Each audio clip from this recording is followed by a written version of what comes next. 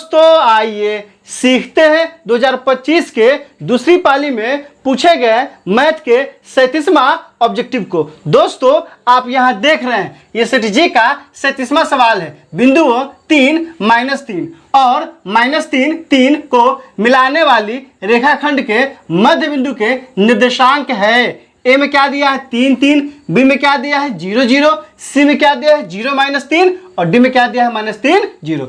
दोस्तों डिस्क्रिप्शन में क्या किया है प्लेलिस्ट लगा दिया है। पहला और दूसरा प्लेलिस्ट है 2025 के प्रथम पाली में और द्वितीय पाली में पूछे गए मैथ के सवालों का।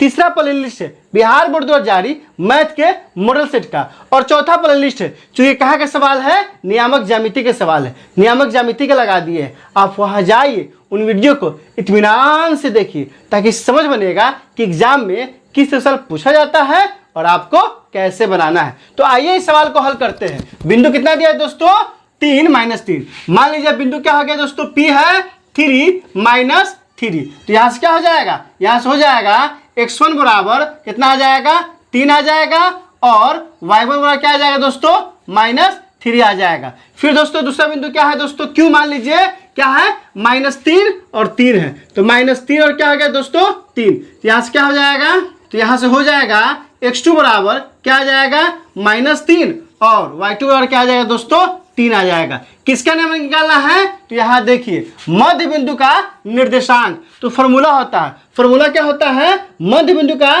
निर्देशांक बराबर फॉर्मूला होता है x1 प्लस x2 बटा में 2 और क्या होता है y1 प्लस y2 बटा में क्या आता है 2 आता है। अब यहाँ से देखिए x1 का मान कितना है 3 है। तो यहाँ से क्या हो जाएगा, तो बराबर यहाँ से हो जाएगा 3 प्लस x2 का मान कितना है, तो x2 का मान -3 है। तो यहाँ क्या हो जाएगा -3। अब बटा में क्या हो जाएगा दोस्तों 2 है तो क्या हो जाएगा 2। फिर यहाँ से y1 का मान कितना है -3 है तो क्या हो जाएगा -3 अब प्लस y2 का मान कितना है 3 है। तो यहाँ से क्या हो जाएगा 3 अब बटा में क्या आ जाएगा 2 आ जाएगा।